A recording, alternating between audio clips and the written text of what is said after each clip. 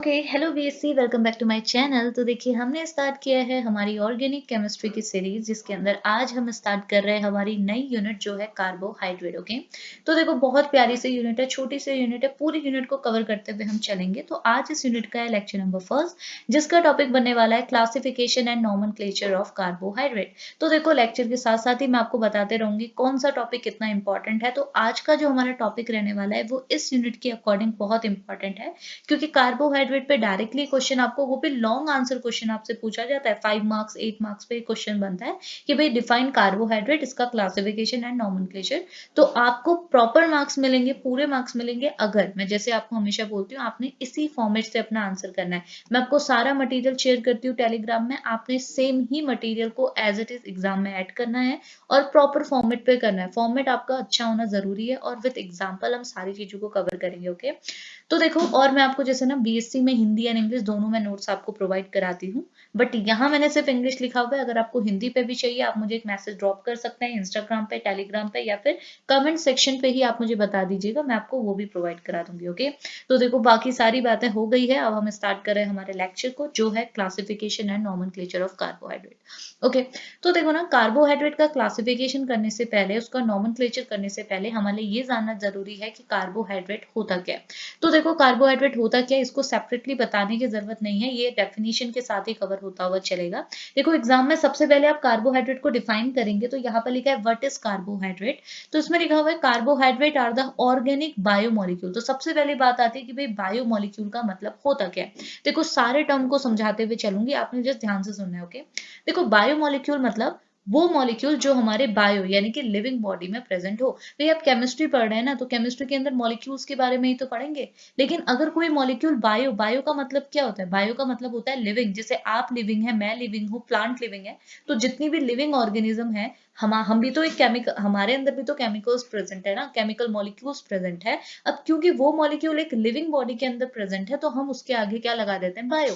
बाकी ये भी नॉर्मल जैसे मॉलिक्यूल दूसरे हैं वैसे ही हैं, लेकिन ये एक बायो यानी कि एक लिविंग बॉडी में प्रेजेंट है तो इनको हम बायो मॉलिक्यूल्स कहते हैं। तो कार्बोहाइड्रेट भी आपका एक टाइप का मॉलिक्यूल ही है, लेकिन ये हमारे प्रीडोमिनेंटली कहाँ प्रेजेंट होता है, एक लिविंग बॉडी के अंदर प्रेजेंट होता है, दैट्स वाई इनको हम बायो मॉलिक्यूल कहते हैं। तो इस बेसिस ने बोला है कि कार्बोहाइड्रेट एक टाइप का बायो मॉलिक्यूल है। ओके अब ये लिख देखो अब आगे क्या लिखा है, आगे लिखा है composed of carbon hydrogen and oxygen. ये बोल रहा है कार्बोहाइड्रेट आपका किससे बनता है, कार्बन हाइड्रोजन एंड ऑक्सीजन। अब बताइए आपको कैसे पता चला भाई कि carbohydrate carbon hydrogen and oxygen से बनेगा, ये कैसे पता चला, ये पता चला इसके नाम से। देखो कार्बोहाइड्रेट जो टर्म है अगर मैं इसे तोड़ू तो ये दो छोटे टर्म से बना हुआ है, एक है कार्बो और एक है हाइड्रेट। कार्बो मतलब क्या है भाई, नाम से क्लियर हो रहा, कार्बो मतलब कार्बन। हाइड्रेट मतलब क्या होता है भाई, हाइड्रेट मतलब होता है वाटर। तो कार्बोहाइड्रेट को हम लोग क्या बोल सकते हैं, हाइड्रेट ऑफ कार्बन भी तो बोल सकते हैं। कार्बोहाइड्रेट मतलब कार्बन का हाइड्रेट। तो हमने यहाँ पे ये चीज भी लिखी हुई है कि आपके जो कार्बोहाइड्रेट है वो कार्बन हाइड्रोजन एंड ऑक्सीजन से तो बने हुए हैं और इसे हम हाइड्रेट ऑफ कार्बन भी कहते हैं क्योंकि कार्बोहाइड्रेट मतलब हाइड्रेट ऑफ कार्बन। ओके अब ये कार्बन हाइड्रोजन ऑक्सीजन से कैसे बने, क्योंकि हमको पता है ये कार्बन एंड हाइड्रेट यानी कि वाटर से बना हुआ है। तो अगर मैं इसकी बात करूं तो यहाँ पे एक कार्बन प्रेजेंट है, एक हाइड्रोजन प्रेजेंट है एंड ऑक्सीजन प्रेजेंट है। और अगर मैं इनका रेशियो लिखूं कि भाई अगर एक कार्बन है तो कितने हाइड्रोजन है, तो मुझे दिख रहा है यहाँ पे कार्बन अगर एक है तो हाइड्रोजन मेरे पास कितने, दो हैं, और ऑक्सीजन मेरे पास कितने होने चाहिए, एक। तो इनका रेशियो क्या हुआ, 1:2:1। तो हम यहाँ पे बोल सकते हैं कि ये चीज यहाँ पे इसको डेफिनेशन के थ्रू लिखी हुई है कि कार्बोहाइड्रेट आपके कार्बन हाइड्रोजन एंड ऑक्सीजन से बने हुए होते हैं, इस वजह से हम इसे हाइड्रेट ऑफ कार्बन कहते हैं, जिसका जनरल फॉर्मूला होता है CH2O। देखो सी, इसे H2 क्यों बोला है, क्योंकि इसका कंसंट्रेशन मतलब या फिर आप बोल सकते हो नंबर कितना है, दो है। एक कार्बन के लिए दो हाइड्रोजन की जरूरत है, इस वजह से CH2O इसे लिखा हुआ है। बाहर से N लगाया हुआ है, इसका मतलब क्या है, इसके नंबर वरी कर सकते हैं। अगर यहाँ पे N का नंबर सॉरी वन तो चलो इसमें बनाया है, अगर मैं इसको बोल दूं इसका नंबर अगर n की वैल्यू आपकी 2 है तो 2 है तो कार्बन मेरे पास कितने हो जाएंगे 2, हाइड्रोजन कितने हो जाएंगे 2 × 2 यानी कि 4, एंड ऑक्सीजन मेरे पास कितने हो जाएंगे 2। तो फॉर्मूला बन जाएगा कार्बोहाइड्रेट का C2H4O2। ओके अगर ये 4 होता है n की वैल्यू तो क्या बन जाता, ये हो जाता कार्बन 4, हाइड्रोजन कितने हो जाते, डबल है 2 है तो यानी कि 8, एंड ऑक्सीजन कितने हो जाता 4। तो ये आपके एक नए कार्बोहाइड्रेट का फॉर्मूला हो जाता। लेकिन जितने भी कार्बोहाइड्रेट हैं उनके अगर आप फॉर्मूला देखोगे तो उनको अगर आप बहुत सिंप्लीफाई कर देंगे, सबसे सिंपल फॉर्म में लेंगे तो उनका रेशियो हमेशा CHO का रेशियो 1:2:1 ही आएगा। कार्बन आपके 1 होंगे, हाइड्रोजन आपके 2 होंगे और ऑक्सीजन आपके कितने होंगे 1 होंगे। इसको सिंप्लीफाई करोगे तो ये कितना है 4 को अगर आप 1 कह रहे हैं तो 8 को कितना कहेंगे 2 कहेंगे, 4 को कितना कहेंगे 1 कहेंगे। तो रेशियो आपका 1:2:1 ही आएगा बार बार। इतनी चीज क्लियर है। अब आगे क्या लिखा हुआ है देखो, आगे भी पढ़ लेते हैं जल्दी से। आगे लिखा हुआ है they are also called as saccharides. अब देखो अभी मैं ये भी आपको बताऊंगी कि भाई कार्बोहाइड्रेट्स को हम लोग सैकराइड्स क्यों कहते हैं, उसको भी मैं आपको बताऊंगी, बट पहले अभी थ्योरी के साथ प्रॉपरली चलते हैं। तो इसमें लिखा हुआ है कि carbohydrate is also called as saccharides and they play a essential role in energy storage, metabolism and structural integrity. इसका मतलब क्या है, देखो पहली चीज तो ये समझो कि इसमें ये बोल रहा है कि कार्बोहाइड्रेट को हम सैकराइड्स भी बोलते हैं, रीजन अभी मैं आपको बताऊंगी। बाकी इन्होंने ना कार्बोहाइड्रेट का एक कंबाइंड या फिर आप बोल सकते हो ना एक कंबाइंड रोल बताया हुआ है। देखो बाकी कार्बोहाइड्रेट्स तो आपके अलग अलग होते हैं, ग्लूकोज, फ्रक्टोज, सक्रोज, माल्टोज, अलग अलग टाइप के, स्टार्च, सेलुलोज, ये सबके सब आपके कार्बोहाइड्रेट हैं और इन सबके अलग अलग फंक्शन है। लेकिन यहाँ पे जो इसने आपको फंक्शंस बताया हुआ है वो एक कंबाइंड वे में बताया हुआ है कि कार्बोहाइड्रेट आपके एनर्जी स्टोरेज के लिए रिस्पॉन्सिबल होता है। जैसे एग्जाम्पल के लिए मैं ग्लूकोज की ही बात करूं तो सबको पता है भाई ग्लूकोज आपका कार्बोहाइड्रेट होता है। और हम लोगों ने ये चीज बायोलॉजी में पढ़ी हुई है जूनियर क्लासेस पे कि जब भी हम ग्लूकोज को तोड़ते हैं by the process of respiration, glucose आपका 36 एटीपी में टूट जाता है। और एटीपी ही तो क्या है, एनर्जी का सोर्स है। हमारी बॉडी को जो एनर्जी मिलती है वो एटीपी से मिलती है। और ये एटीपी कहाँ से बना है, ये हमारे ग्लूकोज से बना है। हम जो खाना खाते हैं, खाने से हमको मिलता है ग्लूकोज। हमारी बॉडी जो में जो ग्लूकोज है वो ही ब्रेक डाउन होता है by the process of respiration और हमको एनर्जी देता है। तो एनर्जी प्रोडक्शन का फॉर्म कहाँ से हुआ, एनर्जी प्रोडक्शन हमारी बॉडी में कहाँ से हुआ, ग्लूकोज से हुआ। और ग्लूकोज क्या है, एक कार्बोहाइड्रेट है। इस वजह से बोलते हैं कि कार्बोहाइड्रेट क्या है, एनर्जी सोर्स की तरह काम कर रहा है। ये हमारी मेटाबॉलिज्म में भी रिस्पॉन्सिबल होता है, ग्लूकोज भी मेटाबॉलिज्म के लिए रिस्पॉन्सिबल होता है। और उसके साथ साथ स्ट्रक्चरल इंटीग्रिटी, स्ट्रक्चरल इंटीग्रिटी मतलब क्या हुआ कि ये स्ट्रक्चरल फॉर्मेशन में भी यूज होता है। जैसे हम बात करते हैं सेल्यूलोज, ठीक है, जैसे हम बात करते हैं स्टार्च, जैसे हमारे क्या आ जाता है काइटिन। तो ये सब के सब क्या है, स्ट्रक्चरल फॉर्मेशन के लिए रिस्पॉन्सिबल होता है। ये हम इंडिविजुअल जब हम आगे फंक्शंस पढ़ेंगे वहां पे डिफाइन करूंगी, बट इसको ऐसे आपने याद करना है। क्लियर हुआ। अब बात करते हैं कि भाई सैकराइड्स हम कार्बोहाइड्रेट्स को क्यों कहते हैं। सारे पॉइंट्स को बताते हुए चलती हूँ। देखो सबसे पहली बात आती है कि सैकराइड ये वर्ड होता क्या है और कार्बोहाइड्रेट को हम सैकराइड्स कहते क्यों हैं। देखो कुछ नई चीज नहीं है, इसको आप एग्जाम में ऐड करना चाहते हैं तो करिएगा, अदरवाइज स्किप भी कर सकते हैं। यहाँ पे लिखा हुआ saccharide is comes from the Greek word sakcharon which mean sugar. देखो होता क्या है ना, ग्रीक में एक वर्ड था जिसका नाम था सैक्रोन, जिसे क्या बोलते थे सैक्रोन। इस सैक्रोन का मतलब था सुगर। आपको ये चीज तो पता ही होगी कि कार्बोहाइड्रेट्स हमारे क्या होते हैं, सुगर होते हैं। पहले मैं आपको यही बता देती हूँ, देखिए कि कार्बोहाइड्रेट्स को हम सुगर क्यों कहते हैं। देखो कार्बोहाइड्रेट को हम सुगर कहते हैं, उसके पीछे का रीजन मैं आपको बताती हूँ। पहली चीज ये कि जितने भी कार्बोहाइड्रेट आप देखते हैं उन सारे कार्बोहाइड्रेट में एक बेसिक यूनिट प्रेजेंट होती है। जैसे आप अगर आगे आप पढ़ेंगे तो कार्बोहाइड्रेट को जनरली हम 3 क्लास में क्लासिफाई करते हैं। एक होता है मोनोसैक्राइड्स, एक होता है ओलिगोसैक्राइड, एक होता है पॉलीसैक्राइड। ये सारे के सारे जितने भी आपके कार्बोहाइड्रेट्स होते हैं, इन सबका जो स्ट्रक्चर होता है वो एक बेसिक स्ट्रक्चर से बना होता है, जो कि किसका होता है, सुगर का होता है। तो जितने भी कार्बोहाइड्रेट होते हैं वो एक बेसिक स्ट्रक्चर से बने होते हैं, वो होता है सुगर। और इस वजह से हम कार्बोहाइड्रेट्स को सुगर भी कहते हैं। एंड सेकेंडली इसके और भी रीजन है। जैसे ये बोल रहा है कि कार्बोहाइड्रेट्स क्या होते हैं, मीठे टेस्ट के होते हैं, इनकी सॉलिबिलिटी अच्छी होती है और ये एनर्जी प्रोवाइडिंग प्रॉपर्टी इनमें होती है, जिस वजह से हम इन्हें क्या बोलते हैं, सुगर कहते हैं। तो हम जनरली कार्बोहाइड्रेट्स को सुगर कहते थे, लेकिन ग्रीक में सुगर को बोला जाता था सैक्रोन, और सैक्रोन से इंग्लिश वर्ड आया सैक्राइड। इस वजह से हम कार्बोहाइड्रेट को सुगर्स के साथ साथ सैक्राइड्स भी बोलते हैं, बिकॉज ये जो सैक्राइड वर्ड है वो कहाँ से आया है, सैक्रोन। और सैक्रोन का मतलब क्या होता है, सुगर। तो ये इसके पीछे की हिस्ट्री है, बहुत सिंपल सी बात है। इसको अगर आप एग्जाम में ऐड करना चाहते हैं आपकी मर्जी, अदरवाइज आप इसे स्किप भी कर सकते हैं। तो ये हमारा एक इंट्रोडक्शन पार्ट था, एक बेस था कि हम ये समझ गए कि भाई कार्बोहाइड्रेट कुछ नई चीज नहीं है। कार्बोहाइड्रेट एक मॉलिक्यूल है जैसे दूसरे मॉलिक्यूल होते हैं, लेकिन ये मॉलिक्यूल एक लिविंग बॉडी के अंदर प्रेजेंट होता है, इस वजह से हम इसे बायोमॉलिक्यूल कहते हैं। और नाम से समझ में आ रहा है कि ये कार्बन एंड वाटर से मिलके बना होगा, यानी कि इसके स्ट्रक्चर में एक कार्बन का कंपोनेंट होगा, एक हाइड्रोजन का होगा और एक ऑक्सीजन का होगा। लेकिन इनका रेशियो अगर हम देखेंगे तो कार्बन 1 रेशियो में होगा, हाइड्रोजन 2 में होगा और ऑक्सीजन कितने में होगा, 1 में होगा। इसके स्ट्रक्चर से ये चीज क्लियर हुई है।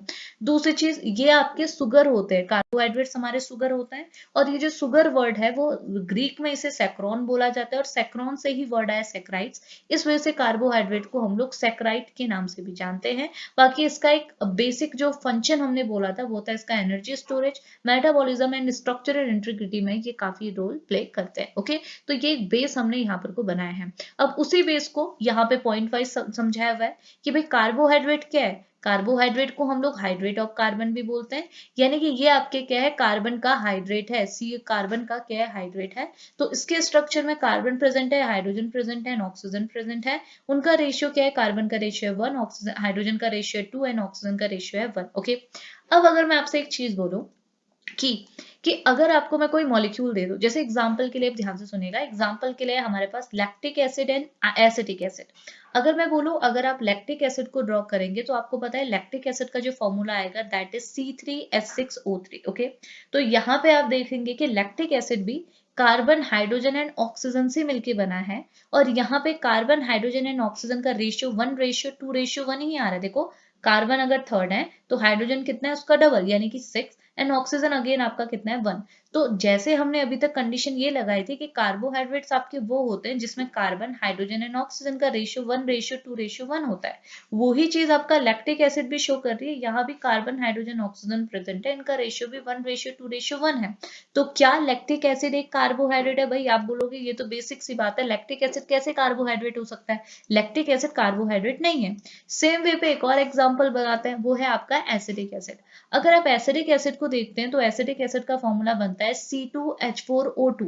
तो यहाँ पे भी भाई आपको एसिडिक एसिड में मिलेगा कि एसिडिक एसिड भी कार्बन, हाइड्रोजन एंड ऑक्सीजन से ही बना है और इनका भी रेशियो 1:2:1 आ रहा है। कार्बन यहाँ पे 2 है तो हाइड्रोजन कितने हो गए आपके, डबल यानी कि 4 एंड ऑक्सीजन अगेन आपके कितने हो गए, 2 हो गए। तो यहाँ पे भी एसिडिक एसिड में भी भाई रेशियो कार्बन, हाइड्रोजन, ऑक्सीजन का 1:2:1 आ रहा है, जैसे आपका कार्बोहाइड्रेट का आता है। तो क्या एसिडिक एसिड आपका कार्बोहाइड्रेट है? आपको पता है एसिडिक एसिड आपका कार्बोहाइड्रेट नहीं है। तो ऐसा क्यों हुआ? देखिए, ये इसलिए हुआ क्योंकि हम लोगों ने अभी तक आधी अधूरी बात पढ़ी है। होता क्या है, कार्बोहाइड्रेट आपके वो कंपाउंड होते हैं जिसमें कार्बन, हाइड्रोजन, ऑक्सीजन का रेशियो 1:2:1 होता है, ये बात बिल्कुल सही है। लेकिन सिर्फ 1:2:1 होता है, ये बात बिल्कुल गलत है। मतलब इसे एक ओनली कंडीशन हम कंसीडर नहीं कर सकते, इसके अलावा भी और कंडीशन है जो कि कार्बोहाइड्रेट होने के लिए फॉलो करनी पड़ेगी। वो है, यहाँ पर देखिए, ये बोल रहा है कि अगर आपका कोई मॉलिक्यूल कार्बोहाइड्रेट है, उसमें कार्बन, हाइड्रोजन, ऑक्सीजन का रेशियो 1:2:1 तो होगा। इसका एक एक्सेप्शन भी आपको आगे देखने को मिलेगा, वो मैं आपको बताऊंगी। ओके, लेकिन इसके अलावा एक और कंडीशन फुलफिल करनी होगी, वो ये कि हमारे कंपाउंड में, उस कार्बोहाइड्रेट में 2 या फिर 2 से ज्यादा हाइड्रोक्सी ग्रुप भी प्रेजेंट होने चाहिए। अगर उसमें 2 या 2 से ज्यादा हाइड्रोक्सी ग्रुप प्रेजेंट नहीं है तो वो कार्बोहाइड्रेट नहीं कहलाएगा। तो अगर आप लैक्टिक एसिड को देखते हैं तो ये आपका 1:2:1 का फॉर्मेट तो फॉलो कर रहा है। लेकिन अगर आप इसका स्ट्रक्चर ड्रॉ करेंगे तो ये इसका फॉर्मूला है, इसमें आप देखो सिर्फ एक ही हाइड्रोक्सी ग्रुप मिल रहा है, एक से ज्यादा नहीं है, तो हमको 2 तो मिनिमम चाहिए। तो इस वजह से ये इस कंडीशन को फुलफिल नहीं कर पाता और लैक्टिक एसिड हमारा कार्बोहाइड्रेट नहीं बनता। सेम वे पे आप एसिटिक एसिड को देखो, भाई ये भी 1:2:1 को फॉलो कर रहा है, लेकिन इसके स्ट्रक्चर में भी सिर्फ एक ही हाइड्रोक्सी ग्रुप है जो कि अगेन आपकी कंडीशन फुलफिल नहीं कर रहा है। इस वजह से हमने ये बोला कि lactic acid and acidic acid 1:2:1 के फॉर्मेट में जरूर है, लेकिन ये आपके कार्बोहाइड्रेट नहीं है, बिकॉज कार्बोहाइड्रेट होने के लिए आपके पास 2 या 2 से ज्यादा हाइड्रोक्सी ग्रुप होने चाहिए। इस वजह से हम हमारे कार्बोहाइड्रेट को एक नए नाम से और जानते हैं, वो है polyhydroxy aldehyde and polyhydroxy ketone. तो हमारे कार्बोहाइड्रेट दो फॉर्म में प्रेजेंट होते हैं। देखो, आपको पता है कि कार्बोहाइड्रेट में 2 फंक्शनल ग्रुप प्रेजेंट होते हैं, आइदर एल्डिहाइड आइदर आपका कीटो। ओके, उसके अलावा एडिशनली हमने एक और चीज बोली कि हमारे कार्बोहाइड्रेट में हाइड्रोक्सी ग्रुप भी होना चाहिए, और वो भी कैसे होना चाहिए, 2 से ज्यादा, 2 या 2 से ज्यादा, तो ज्यादा है मतलब एक तो नहीं है ना, एक से ज्यादा है।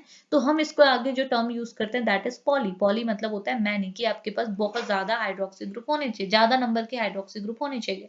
तो हमने बोला इनके साथ एडिशनली हमारे पास पॉलीहाइड्रोक्सी ग्रुप होने चाहिए, यानी कि OH ग्रुप भी होने चाहिए। तो इसी को कंबाइन करके इसने क्या बोला, पॉलीहाइड्रोक्सीएल्डिहाइड, मतलब हमारे ऐसे भी कार्बोहाइड्रेट आपको देखने को मिलेंगे जहाँ पे aldehyde as a functional group present है और वहां पे पॉलीहाइड्रोक्सी की तो कंडीशन ही है, तो ये बन गया पॉलीहाइड्रोक्सीएल्डिहाइड। और अगर फंक्शनल ग्रुप कीटोन है तो ये बन गया पॉलीहाइड्रोक्सी कीटोन। तो ये चीज आपको होप क्लियर आई होगी। मैं आपको क्या बताना चाह रही हूँ कि असेंशियल कंडीशन 1:2:1 की है, लेकिन ओनली कंडीशन नहीं है कि सिर्फ इससे ही काम बन जाए, ऐसा नहीं है। उसके अलावा आपके कंपाउंड में दो या दो से ज्यादा हाइड्रोक्सी ग्रुप होने चाहिए, जिस वजह से हमको कार्बोहाइड्रेट का एक और नाम मिला। अगर वो कार्बोहाइड्रेट एल्डिहाइड वाला होगा तो ये बन जाएगा पॉलीहाइड्रोक्सी एल्डिहाइड। अगर कीटो कंटेनिंग कार्बोहाइड्रेट होगा तो वो बन जाएगा polyhydroxy ketone, because hydroxy group तो दोनों में होने चाहिए, ये तो कंडीशन ही है। तो ये बन गया पॉलीहाइड्रोक्सी एल्डिहाइड, ये बन गया पॉलीहाइड्रोक्सी कीटोन। इतनी चीज क्लियर आई। तो ये हमारा सेकेंड पार्ट हमारा क्लियर हुआ। ओके, अब देखिए, अब है आपका टाइप्स ऑफ कार्बोहाइड्रेट। तो देखो बहुत आसान सा कॉन्सेप्ट है, मैं आपको बताती हूँ। देखो होता क्या है ना, हमारे जितने भी कार्बोहाइड्रेट है, टोटल जितने भी कार्बोहाइड्रेट हैं, उनको हमने 3 क्लास में डाल रखा है। सिंपल सी बात है, इसी को हम बोलते हैं क्लासिफिकेशन ऑफ कार्बोहाइड्रेट। ओके, अब देखो कैसे क्लासिफिकेशन हुआ वो भी समझा देती हूँ। पहले जस्ट समझा रही हूँ, देन थ्योरी के साथ लेते हुए चलूंगी। ठीक है, देखो हमको पता है कार्बोहाइड्रेट मतलब, मैंने अभी आपको बोला था कार्बोहाइड्रेट मतलब शुगर। ठीक है, हमारे पास कोई शुगर की यूनिट है, सपोज ये मेरी क्या है, शुगर की यूनिट है, इसी को मैंने बोला कार्बोहाइड्रेट, क्योंकि कार्बोहाइड्रेट मतलब शुगर हुआ ना, और शुगर की यूनिट मैंने एक आपके लिए बनाई हुई है। ठीक है, अब ना ये जो 3 क्लास होती हैं कार्बोहाइड्रेट की, पहले वो क्या होती है पहले वो सुन लो। एक होता है आपका मोनोसेक्राइड, आपने सुना भी होगा मोनोसेक्राइड। ठीक है, एस लिख हुई बस। मोनो मतलब क्या हुआ 1, सेक्राइड मतलब हुआ शुगर। ओके, तो अगर मेरे पास सिर्फ एक शुगर की यूनिट है, जैसे मैंने ऐसे गोल सर्कल से बनाया हुआ है, तो इसे मैं क्या बोलूंगी मोनोसेक्राइड। एक शुगर की यूनिट है तो ये बन गई मोनोसेक्राइड। ओके, लेकिन अगर मैंने बोला कि भाई मेरे पास एक नहीं है, एक से ज्यादा है, तो ये क्या बनेगी, इसे हम बोलेंगे ओलिगोसेक्राइड। ओलिगोसेक्राइड, ओलिगो मतलब क्या होता है, एक से ज्यादा हो जाना, मतलब इसका एक्चुअल मतलब ये नहीं होता है, मैं सिर्फ आपको बता रही हूँ। ओलिगोसेक्राइड्स आपकी क्या है, इसका मतलब ये हुआ कि मेरे पास शुगर की यूनिट एक से ज्यादा है। तो अगर मैं बोलूं कि मेरे पास शुगर की यूनिट है, ये शुगर मेरे पास है, लेकिन एक से ज्यादा शुगर है, एक ये है, दो ये है, तीन ये है, चार ये है, और ये कब तक हो सकता है, 7 तक। मेरे पास 4 हो गए, 5, 6, 7। अगर ये 7 नंबर तक आपके पास शुगर की यूनिट है, और ये यूनिट आपस में जुड़ के नए नए शुगर का फॉर्मेशन कर रही है, तो इनको हम ओलिगोसेक्राइड्स कहेंगे। अब इसके बाद एक और आता है, that is called as a polysaccharide. Poly मतलब क्या होता है भाई, मैनी। सेक्राइड मतलब होता है शुगर। तो जब आपकी शुगर की ये यूनिट जो आपके पास थी, वो बहुत ज्यादा हो गई, बहुत ज्यादा मतलब 7 से ज्यादा हो गई है, या फिर आप बोल सकते हो कहीं 7 कहीं 10 भी दिया होता है, उससे ज्यादा है, मतलब शुगर की यूनिट है और वो 10 से ज्यादा है, और ये आपस में मिलकर अब नए नए शुगर बना रही है, तो उनको हम कहाँ रखेंगे, पॉलीसेक्राइड्स में रखेंगे। तो कुछ नहीं है, ये जो क्लासिफिकेशन हुआ है वो शुगर की यूनिट के बेसिस पे हुआ है। अगर मेरे पास कोई शुगर की यूनिट है, सपोज ये शुगर की यूनिट है, अगर वो सिर्फ अकेली ही है और अकेले कोई नए शुगर का फॉर्मेशन कर रही है, नया कार्बोहाइड्रेट बना रही है, तो उस कार्बोहाइड्रेट को हम मोनोसेक्राइड्स कहेंगे, क्योंकि नाम से क्लियर हो रहा, मोनो मतलब होता है 1, सेक्राइड मतलब होता है शुगर, सिर्फ एक ही शुगर की यूनिट मेरे पास होगी। ओके, दूसरा, अगर आपकी एक से ज्यादा है और एक से ज्यादा आपस में मिल रही है और नए कार्बोहाइड्रेट बना रही है, नए सेक्राइड्स बना रही है, तो उनको हम बोलेंगे ओलिगोसेक्राइड्स। और अगर वो यूनिट आपकी 7 से ज्यादा हो गई या 10 से ज्यादा होगी, तो वो तो बहुत ही ज्यादा हो गई है, तो उनको हम बोलेंगे पॉली। पॉली मतलब होता है मैनी, तो उसे हम बोलेंगे पॉलीसेक्राइड। कितना आसान था।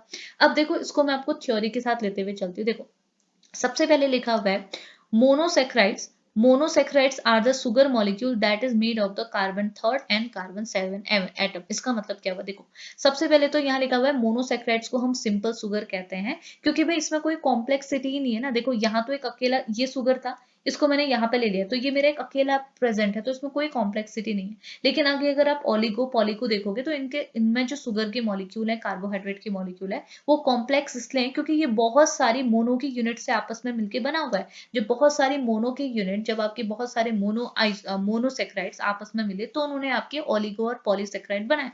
तो यहाँ पे कॉम्प्लेक्सिटी अराइज हुई, यहाँ तो कोई कॉम्प्लेक्सिटी नहीं है, अकेला सुगर के मॉलिक्यूल को ही हम मोनोसेक्राइड कह रहे हैं, इस वजह से हम इसे सिंपल सुगर कहते हैं। अब ये बोल रहा है ये जो सुगर होगा, अब भाई ये जो सुगर है, ठीक है, ये सुगर किससे बना होगा, कार्बन हाइड्रोजन एंड ऑक्सीजन से बना होगा।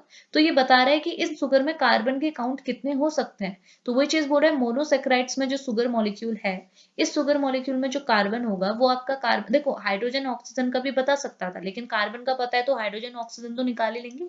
तो इस वजह से उसने बोला कि यहाँ पे जो कार्बन होगा वो आपका 3 से लेके 7 तक हो सकता है। जैसे अगर मैं बोलूँ यहाँ पर मेरा कार्बन 3 है, तो हाइड्रोजन कितना होगा 6, ऑक्सीजन कितना हो जाएगा 3। अगर कार्बन मेरे पास 4 है, तो हाइड्रोजन कितने हो जाएंगे मेरे पास 8, ऑक्सीजन कितने हो जाएंगे 4, कार्बन मेरे पास 5 है तो हाइड्रोजन कितने हो जाएंगे 10, ऑक्सीजन कितने हो जाएंगे 5, कार्बन 6 है तो हाइड्रोजन कितने हो जाएंगे 12, ऑक्सीजन कितने हो जाएंगे 6, कार्बन 7 है तो हाइड्रोजन कितने हो जाएंगे 14, ऑक्सीजन कितने हो जाएंगे 7। तो ये क्या हुआ है, ये सारे के सारे किसके एग्जाम्पल हैं, ये सारे के सारे आपके मोनोसेक्राइड्स हैं, क्योंकि ये एक अकेली सुगर की यूनिट से बने हुए हैं। ये एक सुगर की यूनिट, ये दूसरी सुगर की, ये तीसरी सुगर की, चौथी, ये पांचवी। ओके, अब सुगर का फॉर्मूला क्या होता है, कार्बन हाइड्रोजन ऑक्सीजन। तो ये बता रहे हैं कि मोनोसेक्राइड में जो कार्बन होंगे वो 3 से लेके 7 तक हो सकता है, ना इससे ज्यादा ना इससे कम। इन्हीं को हम मोनोसेक्राइड्स कहते हैं। इतनी चीज क्लियर है। सेकेंडली क्या लिखा है, they are simple form of the carbohydrate that can not be break down into a small sugar unit, यानी कि कांट हाइड्रोलाइज। इसका मतलब क्या है, देखो होता क्या है ना, मैंने बोला, जैसे मैं ओलिगो की बात करूं, मैंने बोला ओलिगोसेक्राइड आपके तब बनेंगे जब मोनोसेक्राइड्स आपस में मिलेंगे। तो अगर आपके दो मोनोसेक्राइड, ये एक मोनोसेक्राइड है, ये दूसरा है, ये आपस में मिला, तो आपस में मिलके इन्होंने एक ओलिगोसेक्राइड बनाया।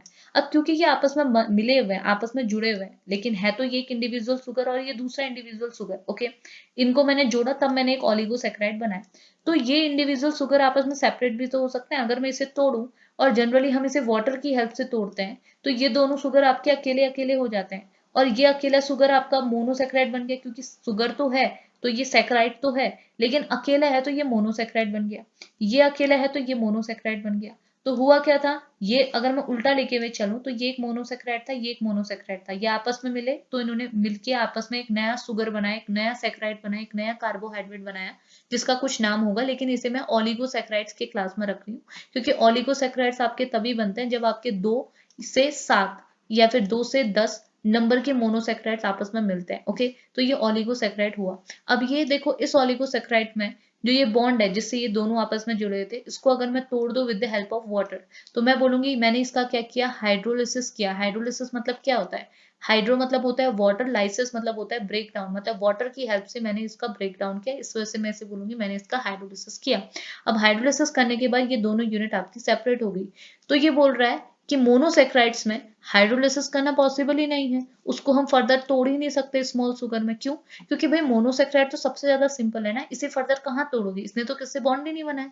तो इस वजह से ये बोलता है कि ये आपके सिंपल फॉर्म ऑफ कार्बोहाइड्रेट है, जिसको आप फर्दर ब्रेक डाउन ही नहीं कर सकते छोटे सुगर में। जैसे ओलिगोसेक्राइड को आपने तोड़ा और 2 छोटी सुगर आपकी बन गई, लेकिन इसको जो क्या फर्दर तोड़ सकते हो, इस वजह से इसने बोल रखा है कि इसको हम फर्दर हाइड्रोलाइज नहीं कर सकते। अगला पॉइंट लिखा हुआ है कि monosaccharides are the essential for the metabolism, energy production and the biological structure. तो वो फंक्शंस बताए हुए हैं, जैसे कि मोनोसेक्राइड्स हमारे कहाँ कहाँ यूज होते हैं, मेटाबॉलिज्म में यूज होते हैं, एनर्जी प्रोडक्शन में यूज होते हैं, और बायोलॉजिकल स्ट्रक्चर में यूज होते हैं। इसका जनरल फॉर्मूला क्या लिखा है, CnH2nOn, मतलब कार्बन आपका कितना है, जैसे 3 है तो हाइड्रोजन कितना होगा 6, ऑक्सीजन कितना हो जाएगा 3। तो वही मैंने आपको फॉर्मूलेज बना के दिए, ये जैसे आपको फॉर्मूला लिखा हुआ है। बाकी एग्जांपल्स में लिखे हैं मोनोसेक्राइड्स के कौन कौन से एग्जांपल हैं, जैसे ग्लूकोज मोनोसेक्राइड होता है, फ्रक्टोज मोनोसेक्राइड होता है, गैलेक्टोज, ये सब के सब आपके मोनोसेक्राइड्स होते हैं। क्योंकि ये किससे बने हुए हैं, क्योंकि ये आपके एक सिंगल सुगर की यूनिट से बने हुए हैं, जिसका कार्बन आपका कार्बन 3 से कार्बन नंबर 7 तक का होगा। अब पहले आप यही चीज एग्जाम में लिखेंगे, एंड देन एडिशनली आप इनके थोड़े से फंक्शन भी लिखा सकते हैं। मैंने ज्यादा नहीं लिखे हैं, आपने जस्ट एक लाइन में इनका फंक्शन बताना है, एंड देन मैं इसका नॉमेनक्लेचर भी कवर करते हुए चलूंगी। देखो ग्लूकोज का फंक्शन क्या होता है, मैंने स्टार्टिंग पे भी बोला था, ग्लूकोज हमारे एनर्जी का सोर्स है। हमारी बॉडी में जो एनर्जी आ रही है, हमको पता है वो किससे आ रही है, भाई ग्लूकोज से ही तो आ रही है। तो ये बोल रहा है कि ग्लूकोज का काम क्या है, ये हमारी बॉडी में प्राइमरी एनर्जी का सोर्स यही है, इसी से हमारी बॉडी को एनर्जी मिलती है। और कैसे मिलती है मैंने बताया था, हम खाना खाते हैं, खाने से हमको मिलता है ग्लूकोज, और उस ग्लूकोज का by respiration process break down होता है, और पर्टिकुलरली आप बोलते हैं ग्लूकोज का क्या होता है, ऑक्सीडेशन होता है, जिसकी वजह से वो 36 एटीपी में टूट जाता है, और यही एटीपी एनर्जी देती है हमारी बॉडी को। ओके, तो हमने ग्लूकोज को तोड़ के ही एनर्जी बनाई हुई है, इस वजह से ये एनर्जी का सोर्स होता है। फ्रक्टोज की बात करते हैं तो हमको पता है फ्रक्टोज क्या है, ये लिखा हुआ है rapid is rapidly metabolise mainly by the liver and provide energy and the sweetness. तो देखो फ्रक्टोज स्वीटनेस के लिए भी रिस्पॉन्सिबल है, लेकिन हमारी बॉडी में पर्टिकुलरली लिवर में ये क्या है, एनर्जी प्रोडक्शन का भी काम करता है, इस वजह से हम ये रैपिड मेटाबॉलिज्म में यूज होता है, हम ऐसा बोल सकते हैं। अगला है गैलेक्टोज। गैलेक्टोज आपका क्या होता है, essential for the lactose synthesis in a milk and converted into a glucose for energy. तो ये बोले गैलेक्टोज का काम क्या है, कि लैक्टोज सिंथेसिस में, लैक्टोज मतलब मिल्क की सिंथेसिस में बहुत ज्यादा इन्वॉल्वमेंट आपकी गैलेक्टोज का रहता है। उसके साथ साथ कभी कभार ये जो गैलेक्टोज है ये ग्लूकोज में कन्वर्ट हो जाता है, इसका कन्वर्जन हो सकता है, ग्लूकोज का गैलेक्टोज आपका ग्लूकोज में कन्वर्ट हो सकता है। और अगर ये ग्लूकोज में कन्वर्ट हो सकता है तो इट मीन्स इससे ये एनर्जी का प्रोडक्शन कर सकता है। तो ये इसके फंक्शन है, बहुत बेसिक है। ग्लूकोज से हमको एनर्जी मिलती है, सिंपल सी बात। फ्रक्टोज मीठे के लिए भी रिस्पॉन्सिबल होता है, साथ ही साथ हमारे लिवर में ये पर्टिकुलरली स्टोर्ड होता है, और वहां पर ये अब भाई ये वहां पर को ब्रेक डाउन करके एनर्जी का प्रोडक्शन भी करता है, जैसे ग्लूकोज करता है। सेम वे पे गैलेक्टोज की बात करेंगे तो गैलेक्टोज हमारी बॉडी में स्टोर्ड हो सकता है, और जब जरूरत पड़ती है ये ग्लूकोज में कन्वर्ट हो जाता है, और ग्लूकोज से एनर्जी का प्रोडक्शन हो जाता है। तो ये इसके बेसिक हमने फंक्शन कवर किए। अब साथ ही साथ हम नॉमेनक्लेचर को भी कवर करते हैं इसके साथ साथ। बहुत ज्यादा आसान है। देखिए नॉमेनक्लेचर को मैं बहुत ज्यादा डिटेल में नहीं समझाऊंगी, क्योंकि इसके बाद जो हमारा लेक्चर रहने वाला है आपके सिलेबस के अकॉर्डिंग वो है मोनोसेक्राइड्स। मोनोसेक्राइड्स हमने पढ़ने हैं पर्टिकुलरली, क्योंकि ये जो 3 क्लास है इसमें मोनोसेक्राइड जो पहली क्लास है इस पे आपको सेपरेट डिस्कशन करना है आपके सिलेबस के अकॉर्डिंग, तो उसको मैं और ज्यादा डिटेल वहां बताऊंगी। ठीक है, यहाँ पे नॉमेनक्लेचर में कितना मटेरियल आपके लिए सफिशिएंट रहेगा वो बताती हूँ। देखो सबसे पहले आप बोलोगे कार्बोहाइड्रेट का अगर हम नॉमेनक्लेचर करें, पर्टिकुलरली यहाँ पे पहले मैं मोनोसेक्राइड का नॉमेनक्लेचर कर रही हूँ। तो पहला जो नॉमेनक्लेचर है वो किसके बेसिस पे है कि कार्बन काउंट कितने होने चाहिए। तो अभी मैंने ऊपर बोला कार्बन काउंट आपके मोनोसेक्राइड में 3 से लेके 7 तक का हो सकते हैं। कार्बन आपका 3 भी हो सकता है, अगर 3 है तो हाइड्रोजन कितना 6, ऑक्सीजन आपका कितना 3, और 7 भी हो सकता है, से लेकर 7 तक। कार्बन 7 होगा तो हाइड्रोजन 14 हो जाएगा, और ऑक्सीजन कितना हो जाएगा 7। तो ये हमारे क्या है कि कितने नंबर के कार्बन आपके कार्बोहाइड्रेट में प्रेजेंट है, मोनोसेक्राइड में प्रेजेंट है, उसके बेसिस पे उसके अलग अलग नाम होते हैं। जैसे 3 कार्बन अगर है तो उसे हम बोलते हैं ट्रायोज, अगर 4 कार्बन है तो उसे हम बोलते हैं टेट्रोज। देखो ट्राई क्या हुआ, 3 क्या हुआ, ट्राई हुआ ना। तो ये अब देखो ना ओज जो होता है ना, ये क्या होता है, ओज मतलब कहीं भी दिख जाए तो याद रखना वो आपको कार्बोहाइड्रेट को इंडिकेट कर रहा है। जैसे जैसे एज होता है ना, एज एज, तो ये हमारे किसके लिए रिस्पॉन्सिबल होता है, एंजाइम्स के लिए। एंजाइम्स के पीछे एज लगता है ना, पेप्टाइडेज। तो ये एज जो होता है ये आपको क्या इंडिकेट करता है कि भाई ये आपका कोई ना कोई एंजाइम है। सेम वे पे अगर आपका ओज लग जाए तो समझ लेना ये कोई ना कोई कार्बोहाइड्रेट है। तो ट्राई ओज, ओज मतलब कार्बोहाइड्रेट है, और ऐसा कार्बोहाइड्रेट है जिसमें ट्राई मतलब कार्बन कितने हैं, 3 है। टेट्रोज मतलब ओज है मतलब कार्बोहाइड्रेट है, टेट्रा बोल रखा है मतलब ऐसा कार्बोहाइड्रेट है जिसमें कार्बन कितने 4 हैं। पेंटोज ओज है मतलब कार्बोहाइड्रेट है लेकिन कार्बन काउंट कितने हैं, 5 है। हेक्सोज मतलब आपका कार्बन काउंट कितने हैं, 6 हैं, और ओज लगा है मतलब ये कोई ना कोई आपका कार्बोहाइड्रेट होगा। वैसे हेक्सोज के साथ साथ हेप्टोज बनेगा, हेप्टोज मतलब ओज है मतलब कोई ना कोई कार्बोहाइड्रेट है। आगे हेप्ट लगा है मतलब इसमें कार्बन काउंट कितने होंगे, 7 होंगे। तो मोनोसेक्राइड को कितने नंबर के कार्बन है उसके बेसिस पे इस तरीके से नॉमेनक्लेचर किया जाता है। साथ ही साथ मैंने आपको ये भी बोला कि भाई जो कार्बोहाइड्रेट होते हैं इसमें 2 टाइप के फंक्शनल ग्रुप प्रेजेंट होते हैं। एक होता है आपका एल्डिहाइड, एक होता है आपका कीटो। एडिशनली हाइड्रोक्सी ग्रुप तो प्रेजेंट होंगे, 2 या 2 से ज्यादा हाइड्रोक्सी ग्रुप तो हमको चाहिए ही चाहिए। लेकिन उसके अलावा जो मेन फंक्शनल ग्रुप होते हैं वो आइदर एल्डिहाइड हो सकता है या फिर आइदर कीटो हो सकता है। तो अगर एल्डिहाइड है तो उसे हम बोलते हैं एल्डोस सुगर, और अगर आपका कीटोन है तो उसे हम बोलते हैं कीटोस सुगर या फिर कीटोस कार्बोहाइड्रेट। तो सुगर बोलो या कार्बोहाइड्रेट बोलो बात तो सेम ही है। इस वजह से हम क्या है इस तरीके से भी कि फंक्शनल ग्रुप कैसा प्रेजेंट है उसके बेसिस पे भी एल्डोज और कीटो 2 टाइप का नॉमेनक्लेचर आपके कार्बोहाइड्रेट का बनता है। ओके, अब इसको डिफाइन करने के लिए एक टेबल मैंने आपके सामने ड्रॉ की हुई है, सारी चीजों को छोटे वे में समराइज हो जाएगी। ठीक है, तो एडिशनली ज्यादा चीजें लिखने की, थ्योरी लिखने की जरूरत नहीं, इतने से भी काम बन जाएगा। देखो ये बोल रहे यहाँ पे है कार्बन काउंट, हमको पता है मोनोसेक्राइड में कार्बन 3, 4, 5, 6, 7 इतने हो सकते हैं, इससे ना ज्यादा ना इससे कम। ओके, दूसरा अगर 3 है तो इसे हम ट्राइओस बोलेंगे, बिकॉज ट्राई मतलब हो गया आपका 3, और ओस किसको इंडिकेट करता है, ओस इंडिकेट करता है कि ये आपका कार्बोहाइड्रेट है।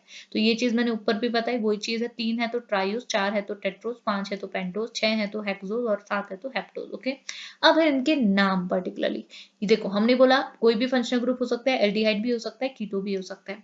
अगर मैं आपसे बोलूं कि मेरे पास एक कार्बोहाइड्रेट है, वो एक मोनोसेक्राइड है, इसमें आपका कार्बन काउंट 3 है, हाइड्रोजन कितने होंगे 6 एंड ऑक्सीजन कितना होगा 3। ओके, अब ये मेरा उसका क्या है फॉर्मूला है, जो ट्राइओस का फॉर्मूला मेरा ये है। ओके, अब अगर मैं बोलूं कि इसको जब मैं आपको बनाऊंगी, इसका स्ट्रक्चर ड्रॉ करूंगी, तो अगर इसमें एल्डिहाइड प्रेजेंट होगा तो ये जो आपका सुगर होगा इसका नाम क्या बन जाएगा, ग्लिसरल्डिहाइड। और अगर यहाँ पे फंक्शनल ग्रुप कीटो प्रेजेंट होगा तो इसका नाम क्या हो जाएगा, डाई हाइड्रोक्सी एसीटोन। तो ये चीज आपको याद करनी पड़ेगी। तो अगर आपके कार्बन नंबर 3 है तो फॉर्मूला बनेगा ये, और इस फॉर्मूले से आप अलग अलग स्ट्रक्चर बना सकते हैं। समझ में आ रहा है? जैसे मैं आपको बना के दिखा रही हूँ, बाकी हम लोग नेक्स्ट लेक्चर पे समझेंगे। देखो तो देखिए इसको यहाँ बना के दिखा रही हूँ, बाकी आपको अगर एक्स्ट्रा लगे तो आप इसे स्किप भी कर सकते हैं, ठीक है। देखो हमको पता है ट्रायोस का फॉर्मूला क्या होगा, कार्बन 3, हाइड्रोजन कितने हो जाएंगे 6, ऑक्सीजन कितने हो जाएंगे 3, ये इसका फॉर्मूला है। अब ये आपका एल्डिहाइड भी यहाँ पर को प्रेजेंट हो सकता है एज अ फंक्शनल ग्रुप, कीटो भी प्रेजेंट हो सकता है। बाकी एक इंपॉर्टेंट कंडीशन जो हमने पढ़ी थी वो था 2 या 2 से ज्यादा हाइड्रोक्सी ग्रुप यहाँ पर प्रेजेंट होंगे ही होंगे, ये मस्ट है, ओके। तो अगर एल्डिहाइड प्रेजेंट होगा तो ये आपका ग्लिसरल्डिहाइड बन जाएगा, अगर कीटो प्रेजेंट होगा डाई हाइड्रोक्सी एसीटोन बन जाएगा। कैसे बनेगा बना के दिखाती हूँ। देखो सबसे पहले मैं इसको फिशर फॉर्म में लिख रही हूँ ऐसे, ठीक है। तो कार्बन कितने हैं 3 है, मैंने 3 कार्बन लगा दिए। अब मुझे पता है कि मेरे पास या एल्डिहाइड हो सकता है या कीटो हो सकता है। अगर मैं इसमें एल्डिहाइड को कंसीडर करूँ पहले केस में, तो मैंने एल्डिहाइड ग्रुप यानी कि CHO यहाँ पे लगा दिया। अब मैं कार्बन हाइड्रोजन और ऑक्सीजन को बैलेंस करते हुए चलती हूँ। देखो मेरे एल्डिहाइड आ गया, बाकी उसके साथ मैंने बोला था कि हाइड्रोक्सी ग्रुप होना तो मस्ट है, 2 या 2 से ज्यादा। तो यहाँ पे मैंने 2 लगा दिए। अब आप बोलोगे भाई 2 ही क्यों लगाए, क्योंकि देखो 2 तो मिनिमम है। अगर मैंने 2 मिनिमम लगा दिए तो मेरे ऑक्सीजन तो कंज्यूम हो गए। मेरे को ऑक्सीजन कितने दिए थे 3, तो 1 2 3 मेरे 3 ऑक्सीजन यूज हो गए। अब इससे ज्यादा तो हो नहीं सकते, अगर इससे ज्यादा है नहीं तो इससे ज्यादा हाइड्रोक्सी ग्रुप आ नहीं सकते, तो सिर्फ 2 ही हाइड्रोक्सी ग्रुप होंगे। अब बचा क्या, देखो 3 हाइड्रोजन भी यूज हो गए, 3 ऑक्सीजन भी यूज हो गए। अब सॉरी 3 कार्बन भी यूज हो गए, 3 ऑक्सीजन भी यूज हो गए। अब बचे हाइड्रोजन कितने हैं 6, तो 1 2 3 मेरे यूज हो गए, 4 5 6। तो ये जो मेरा स्ट्रक्चर बना ये क्या बना, CHO CHOH CH2OH। तो ये जो स्ट्रक्चर है वो किसका है, ग्लिसरल्डिहाइड। तो देखो मैंने आपको फॉर्मूले से ही खुद बना के दिखाया कि हमको क्या मिला, अगर एल्डिहाइड कंटेनिंग ट्रायोस सुगर है तो वो हमारा क्या होगा, ग्लिसरल्डिहाइड। अब अगर कीटो कंटेनिंग है तो ये डाईहाइड्रोक्सी एसीटोन कैसे बनेगा वो भी बना देती हूँ। देखो अगर कार्बन कार्बन कार्बन है और अगर कीटो ग्रुप हमको एज दिया हुआ है एज अ फंक्शनल ग्रुप, तो कीटो भाई ऑब्वियस सी बात है यहाँ तो लगेगा नहीं, कीटो मतलब डबल कार्बन डबल बॉन्ड हो, यहाँ तो लगेगा नहीं, क्योंकि कीटो के लिए हमको क्या चाहिए, RC डबल बॉन्ड OR चाहिए। तो ये मिड में होना चाहिए, इसके बाद 2 ग्रुप प्रेजेंट होने चाहिए। तो मेरा डबल बॉन्ड कहाँ लगेगा, सेंटर पे लगेगा यहाँ पर को, ठीक है। तो मैंने क्या लगा दिया, डबल बॉन्ड O लगा दिया। अब आप मुझे बताइए, अब आप मुझे बताइए कि 3 कार्बन यूज हो गए, ऑक्सीजन 1 यूज हो गया। अब मेरे को पास कितनी ऑक्सीजन बचे, 2। वो 2 ऑक्सीजन कहाँ जाएंगे, हाइड्रोक्सी ग्रुप में, क्योंकि 2 हाइड्रोक्सी ग्रुप तो होने ही चाहिए। तो एक हाइड्रोक्सी ग्रुप यहाँ लगा दिया, एक हाइड्रोक्सी ग्रुप मैंने यहाँ लगा दिया। अब बचा गया 3 कार्बन यूज हो गए, 3 ऑक्सीजन यूज हो गए, हाइड्रोजन कितने बचे 4, 1 2 यहाँ यूज हो गए, 4 बचे। तो 1 2 3 4 इसकी वैलेंसी तो सेटिस्फाई है, 1 2 3 4 4 बॉन्ड ये बना ही रहा है। तो हमको क्या मिला, ये जो स्ट्रक्चर है ये किसका स्ट्रक्चर है, डाई हाइड्रोक्सी एसीटोन का तो स्ट्रक्चर है। तो अगर मैं कीटो को as a functional group consider करती हूँ ट्रायोस सुगर में, तो मुझे क्या मिलेगा, dihydroxy acetone. Same way पे आप बाकी के भी बना सकते हो। अगर टेट्रोस सुगर है जिसका formula carbon 4 hydrogen 8 and oxygen 4 है, तो अगर यहाँ पर को एल्डिहाइड ग्रुप प्रेजेंट है तो ये जो स्ट्रक्चर बनाएगा उसे हम बोलेंगे ट्रायोस। तो ये बनाएगा आपका ट्रायोस सुगर। अगर फंक्शनल ग्रुप के फॉर्म में कीटो प्रेजेंट है तो ये आपका ट्रायोलोज। देखो डिफरेंस कुछ नहीं है, ओज और यहाँ पे लोज होता है बस, और कुछ नहीं है, ये याद करने का तरीका है। तो हमको यहाँ एरिथ्रोस सुगर में, मैंने ट्रायोस बोला, सॉरी गलत बोला, ठीक है। तो ये मिलेगा हमको एरिथ्रोस सुगर अगर हमारे पास aldehyde as a functional group होगा। अगर keto as a functional group अगर आप दिखाएंगे तो एरिथ्रोलोज मिलेगा। सेम वे पे अगर 5 कार्बन का हमारे पास सुगर है तो पेंटोज बनेगा। पेंटोज में भी अगर इस पेंटोज में अगर हमारा जो फंक्शनल ग्रुप है वो एल्डिहाइड है, तो एग्जाम्पल के लिए हमारे पास बनता है राइबोस और जाइलोस। और राइबोस में ही अगर मैं फंक्शनल ग्रुप को कीटो कर दूं तो ये राइबुलोज बन जाएगा, और जाइलोज में फंक्शनल ग्रुप को कीटो कर दूं तो ये आपका जायुलोज बन जाएगा। सेम वे पे अगर मैं हेक्सोस की बात करूं, जब मेरे पास कार्बन कितने होंगे 6 होंगे, तो मुझे अलग अलग टाइप के सुगर मॉलिक्यूल देखने को मिलेंगे, जैसे ग्लूकोज, गैलेक्टोज एंड माल्टोज। अब ये सबके सब सुगर मॉलिक्यूल है, लेकिन इन सबके सब में जो फंक्शनल ग्रुप होगा वो आपका एल्डिहाइड होगा। और अगर मैं इसको एल्डिहाइड ना बना के कीटो बनाऊं तो ये मेरा क्या बन जाएगा, fructose as a keto sugar मुझे देखने को मिलेगा। सेम वे पे हेप्टोज, अगर कार्बन काउंट मेरे पास कितना है 7 है, तो उस केस में हाइड्रोजन 14 एंड ऑक्सीजन कितना 7। तो अगर इसमें मैं अगर फंक्शनल ग्रुप को एल्डिहाइड कंसीडर करूं तो जो मुझे सुगर मिलेगा वो आपका क्या होगा, ग्लाइकोहेप्टेज। और अगर मैं आपको कीटो को as a functional group consider करूं तो मुझे जो आपका सुगर मिलेगा दैट इज आपका सीडोहेप्टोलोज, ओके। तो कुछ नहीं है, ये टेबल आपको याद करनी पड़ेगी। ये आपको अभी ना इसका नेक्स्ट लेक्चर जो मोनोसेक्राइड पे है वो आपको जब पढ़ाऊंगी तो उसमें ये चीज आपको विद एग्जांपल विद डायग्राम मैं आपको पूरा स्ट्रक्चर के साथ समझाऊंगी, ठीक है। तो यहाँ पे हमारा नॉमेनक्लेचर कवर हुआ। बाकी एडिशनली आप ये चीज डाल सकते हैं कि ग्लूकोज एंड फ्रक्टोज का, मैं यहाँ पे देखो है तो बहुत सारे, अगर मैं बात कर रहा हूँ मोनोसेक्राइड्स, ये सारे के सारे मोनोसेक्राइड्स ही हैं, लेकिन मैंने एग्जांपल के लिए यहाँ पे ग्लूकोज एंड फ्रक्टोज को ही कंसीडर किया। अगर ग्लूकोज एंड फ्रक्टोज का स्ट्रक्चर भी मैं ड्रॉ करके दिखाऊं तो हमको पता है ग्लूकोज एंड फ्रक्टोज एक टाइप के हेक्सोज है। हेक्सोज मतलब कार्बन काउंट कितना होगा, अब देखो आपको ये चीज यहीं पे क्लियर कराती हूँ।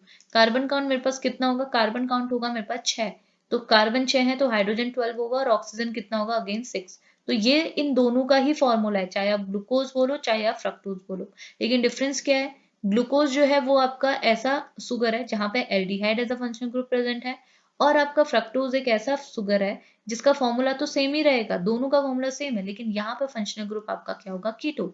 तो देखो बना के भी दिखाया हुआ है कि देखो कार्बन कितने 6, तो एक कार्बन, दूसरा कार्बन, तीसरा कार्बन, चौथा कार्बन, पांचवा कार्बन, छठा कार्बन, ठीक हो गया। उसके साथ साथ हमारे पास अब देखो इसका स्ट्रक्चर ना आपको थोड़ा याद भी करना पड़ता है। अब ये एल्डिहाइड वाला है क्योंकि मैं ग्लूकोज बना रही हूँ, तो देखो मैंने फर्स्ट में क्या लगा दिया, एल्डिहाइड लगा दिया। बाकी हाइड्रोक्सी ग्रुप आपका लगा हुआ है और नीचे अगर आप वैलेंस से सेटिस्फाई करते हैं तो CH2OH आपको मिल जाता है।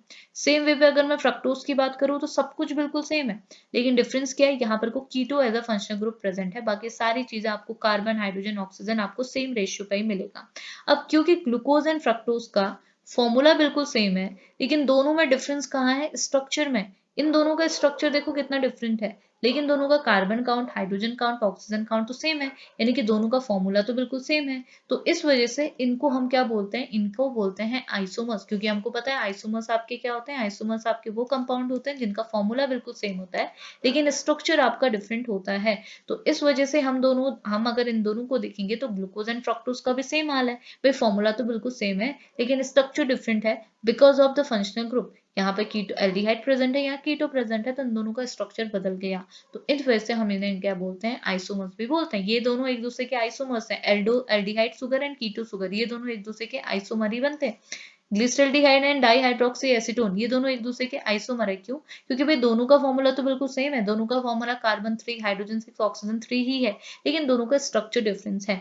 तो इस वजह से हम ये क्या होते हैं, आपस में आइसोमर होते हैं। तो ये आपने ग्लूकोज एंड फ्रक्टोज का स्ट्रक्चर ड्रॉ करना है, और मोर प्रॉपरली इसको मैं नेक्स्ट लेक्चर जहां पे मोनोसेक्राइड पढ़ाऊंगी वहां बताऊंगी, ठीक है। अब देखिए, अब सेकेंड टाइप की फैमिली हम देखते हैं कार्बोहाइड्रेट की, वो है ओलिगोसेक्राइड्स। ओके, तो ओलिगो और पॉली को आपको एक के साथ ही क्लियर हो जाएगा, ऊपर भी बताया सेम ही चीज है। देखो ओलिगोसेक्राइड्स क्या होता है ना, अगर मैं आपसे बोलूं कि मेरे पास एक मोनोसेक्राइड है, सपोज करते हैं ग्लूकोज है, ठीक है, ऊपर हमने समझा ग्लूकोज एक मोनोसेक्राइड है, तो अगर मैं बोलूं मेरे पास एक मोनोसेक्राइड मैंने यहाँ पर लिया ग्लूकोज, सेम वे पे मैंने ग्लूकोज के और मोनो यूनिट्स लिए हुए हैं, ये एक है, ये दूसरी है, ये तीसरी है, ऐसे मैंने n नंबर के ग्लूकोज यहाँ पर को ले लिया सपोज। ओके, तो होगा क्या, देखिए भाई ये भी एक मोनोसेक्राइड है, ये भी एक मोनोसेक्राइड है। अब ऐसा भी तो हो सकता है ना कि इन दोनों मोनोसेक्राइड का आपस में एक बॉन्ड बन जाए, यानी कि ये दोनों आपस में आपका जुड़ जाए। तो देखो पहले आप ये समझो, मोनो मतलब क्या था, मैंने बोला मोनो मतलब होता है सिंगल, जब आप सिंगल की बात करते हैं उसे हम बोलते हैं मोनो। सेक्राइड्स मतलब क्या होता है, सेक्राइड मतलब होता है आपका सुगर, यानी कि ऐसी सुगर जो कि आपकी अकेली प्रेजेंट है, दैट इज मोनोसेक्राइड।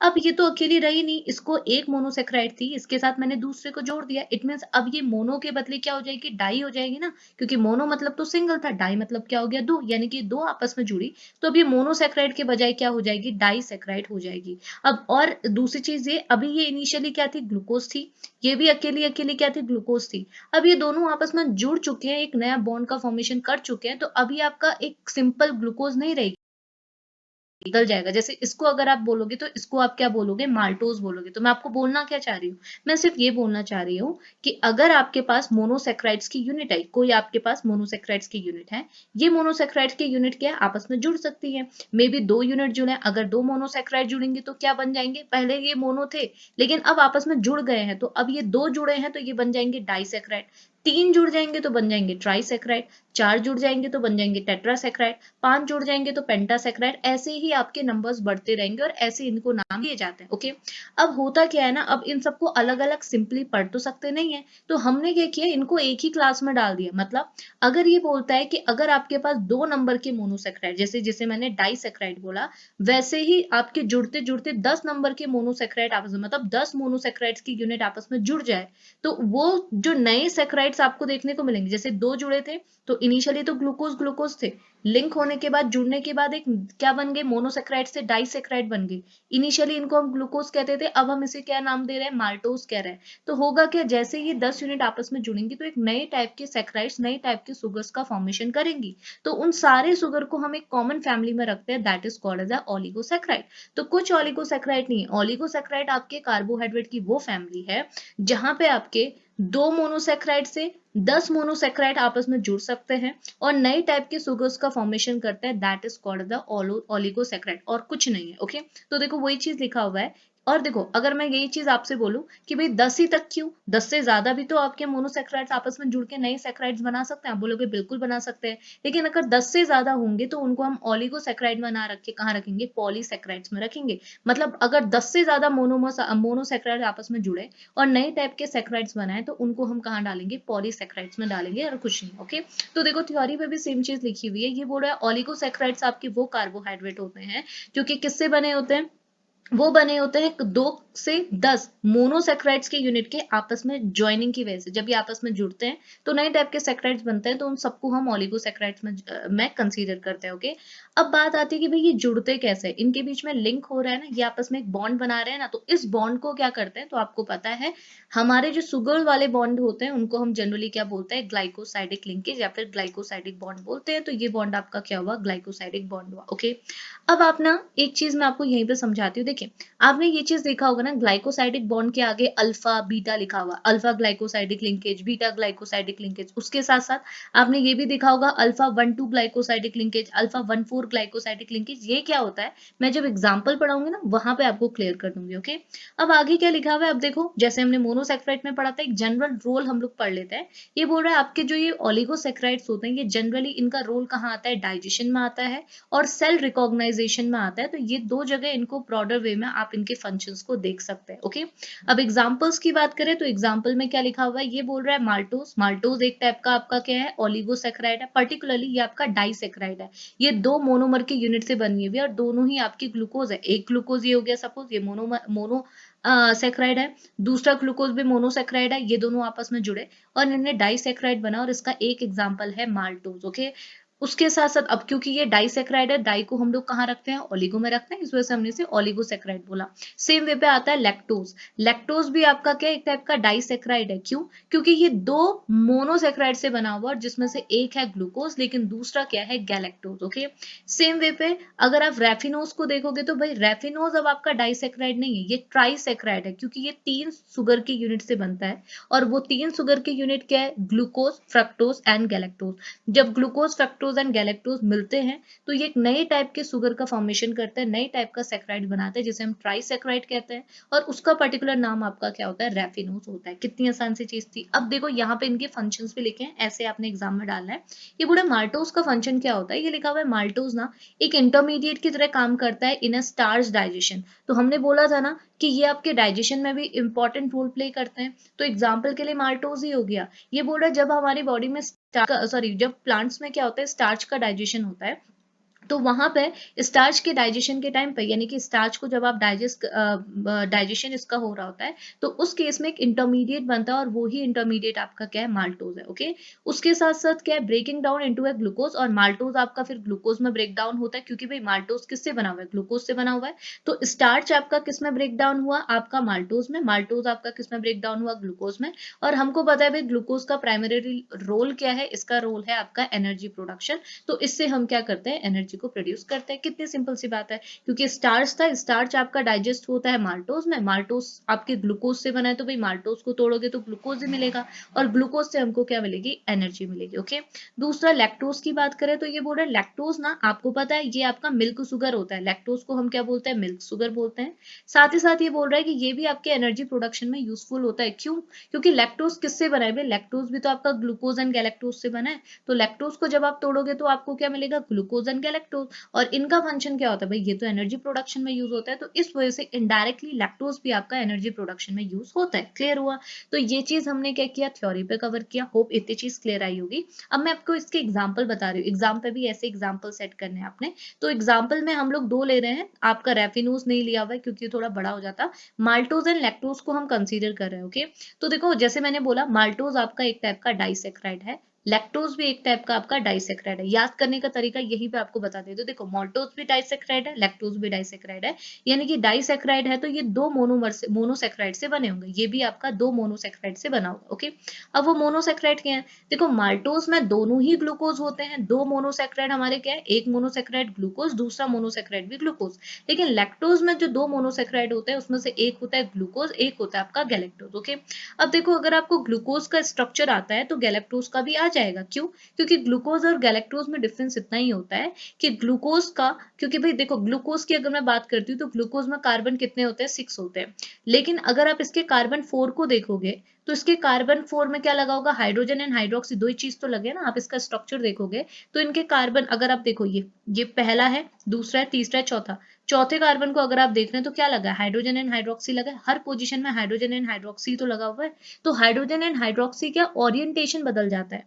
अगर आप ग्लूकोज को देखोगे तो ग्लूकोज की जो 4th पोजीशन है इसमें हाइड्रोजन ऊपर होता है और हाइड्रोक्सी नीचे। जब आप इसको साइक्लिक फॉर्म में लेते हैं तब की बात कर रही हूँ, वो तो फिशर फॉर्म थी। जब आप लीनियरली लेते हैं दैट इज फिशर। ये आपका साइक्लिक फॉर्म है और हमने साइक्लिक फॉर्म में ही कंसीडर करना होता है।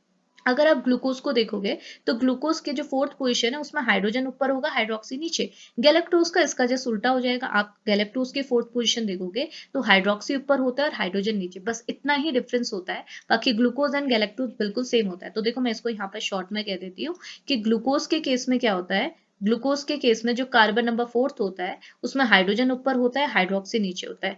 गैलेक्टोज के केस में क्या होता है, कार्बन नंबर 4th पे हाइड्रोक्सी ऊपर होता है, हाइड्रोजन नीचे। बस इतना सा डिफरेंस है इन दोनों के स्ट्रक्चर में। ओके, तो स्ट्रक्चर को याद करने में भी ज्यादा डिफिकल्टी नहीं होगी। तो जब ग्लूकोज गैलेक्टोज मिलेंगे तो लैक्टोज बनाएंगे, जब ग्लूकोज ग्लूकोज मिलेंगे तो आपका माल्टोज बनाएंगे। ओके, अब कैसे बनाएंगे, देखिए ये जो यूनिट है ये है ग्लूकोज की। आपको इसमें क्या देखने को मिल रहा है, ग्लूकोज के 6 कार्बन देखने को मिल रहे हैं। देखो पहला कार्बन ये होता है, ये दूसरा होता है, ये तीसरा होता है, ये चौथा होता है, ये पांचवा होता है। अब छठा कहाँ है, छठा है ये CH2OH जो है ये आपका क्या है, 6 कार्बन है। समझ में है, देखो यहाँ पे भी है ये CH2OH, ये आपका छठा कार्बन है, ये आपका ऊपर चला जाता है CH2OH। ओके, अब होता क्या है, ये एक ग्लूकोज है। अब देखो इसके जो दूसरी यूनिट ग्लूकोज की है वो भी एज इट इज है, सब कुछ सेम है। अब इन दोनों को हमने आपस में जोड़ना है, इन दोनों को लिंक करना है, क्योंकि अभी ये मोनोसेक्राइड है, ये भी मोनोसेक्राइड है, ये भी मोनोसेक्राइड है। इन दोनों को जोड़ेंगे तभी तो डाइसेक्राइड बनेगा, तभी तो हमारा माल्टोज बनेगा। तो कैसे करेंगे, तो देखो इनको जोड़ने के लिए हम क्या करते हैं, इन दोनों के बीच में एक लिंक बनाते हैं, एक बॉन्ड बनाते हैं। बॉन्ड कैसे बनेगा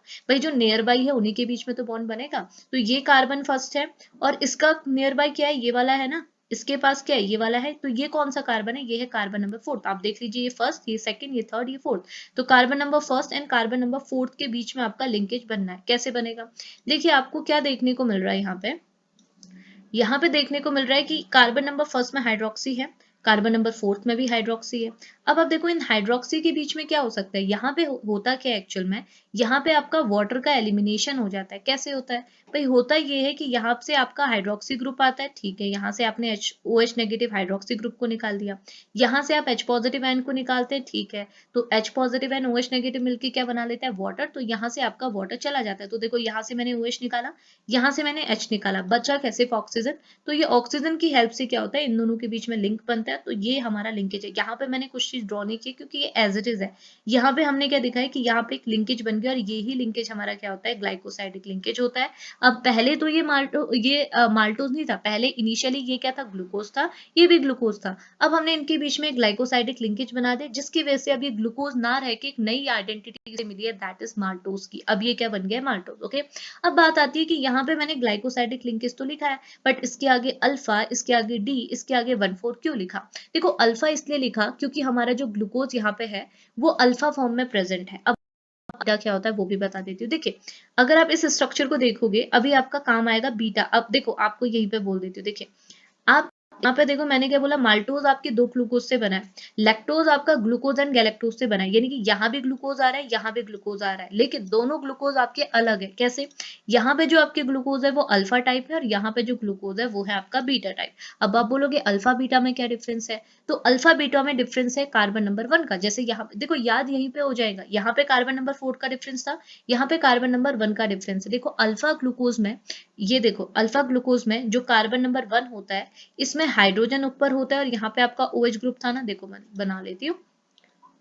देखो आपको क्या मिलेगा, कार्बन नंबर फर्स्ट पे हाइड्रोजन ऊपर हाइड्रोक्सी नीचे, ये किसकी बात कर रही हूँ, अल्फा ग्लूकोज की। बीटा में इसका उल्टा हो जाएगा, कार्बन नंबर फर्स्ट में हाइड्रोजन ऊपर ना होने के बजाय हाइड्रोजन नीचे और हाइड्रोक्सी ऊपर। तो देखो ये ग्लूकोज है, ये इसका कार्बन नंबर फर्स्ट है, तो देखो ये बीटा ग्लूकोज है। क्यों? क्योंकि इसके कार्बन नंबर फर्स्ट पे हाइड्रोक्सी ऊपर चला गया, हाइड्रोजन नीचे। और यहाँ पे देखिए ऐसे दिखाती हूँ, यहाँ पे देखो ये कार्बन नंबर फर्स्ट है, इसमें हाइड्रोजन ऊपर हाइड्रोक्सी नीचे। ये कहाँ पे, ये भी आपका ग्लूकोज है, लेकिन इसके कार्बन नंबर फर्स्ट पे हाइड्रोक्सी ऊपर है, हाइड्रोजन नीचे। तो इस वजह से ये क्या बन गया आपका अल्फा फॉर्म, ये बन गया बीटा। अब क्योंकि यहाँ पे मेरे जो मोनो सेक्राइड है वो अल्फा फॉर्म में प्रेजेंट है, इस वजह से मैंने अल्फा लिया हुआ है। और हमको पता है ये डी और एल फॉर्म में भी प्रेजेंट होते हैं, तो ये जो ग्लूकोज है वो डी फॉर्म में प्रेजेंट है, तो इसलिए मैंने डी लिखा है। 1,4 मतलब क्या है, ये बोलता है कि आपने यहाँ पर को कार्बन एटम भी इंडिकेट करने होते हैं। अब क्योंकि आपको साफ साफ दिखा है ये जो दो ग्लूकोज हैं, इनके मैं इनमें जो लिंकेज बना है वो कार्बन नंबर, ये इसका कार्बन नंबर फर्स्ट था, ये इसका कार्बन नंबर 4 था, तो कार्बन फर्स्ट एंड कार्बन 4 के बीच में बना है, इस वजह से 1,4 लिखा है। तो बस इस वजह से ये अल्फा डी 1,4 ग्लाइकोसाइडिक लिंकेज बन गया। क्लियर हुआ ना? अब सेम चीज आप किसकी कर लो, लैक्टोज की कर लो। अब लैक्टोज में सारी चीजें डिफाइन करने की तो जरूरत नहीं है ना। पहले चीज हमने देखा कि लैक्टोज दो मोनोसेक्राइड से बना है, एक एक ग्लूकोज एक एक लैक्टोज। तो देखो ग्लूकोज का स्ट्रक्चर बिल्कुल सेम मिलेगा जैसा यहाँ बनाया था। डिफरेंस इतना मिलेगा कि कार्बन नंबर फर्स्ट में आपका OH ऊपर चला जाएगा, H नीचे, क्योंकि ये जो ग्लूकोज है वो बीटा टाइप है। इतनी चीज क्लियर है? अब ये गैलेक्टोज है, मैंने क्या बोला, ग्लूकोज गैलेक्टोज में डिफरेंस कहाँ आएगा, ग्लूकोज गैलेक्टोज में डिफरेंस इतना आएगा कि कार्बन नंबर फोर्थ पे चीजें उल्टी हो जाएंगी। अगर आप इसका कार्बन 4 देखोगे तो हाइड्रोजन ऊपर है, हाइड्रोक्सी नीचे, लेकिन इसका कार्बन नंबर 4 देखोगे तो हाइड्रोक्सी ऊपर है, हाइड्रोजन नीचे। तो देखो सब कुछ देखो, बाकी सारी चीजें, कार्बन नंबर फर्स्ट सेम है, सेकंड सेम है, थर्ड सेम है, फिफ्थ सेम है, सिक्स सेम है, सब कुछ सेम है, लेकिन कार्बन नंबर 4 डिफरेंस है। ग्लूकोज में हाइड्रोजन ऊपर होगा बोला था, हाइड्रोक्सी नीचे, लेकिन गैलेक्टोज में हाइड्रोक्सी ऊपर होगा, हाइड्रोजन नीचे। इतनी चीज क्लियर है?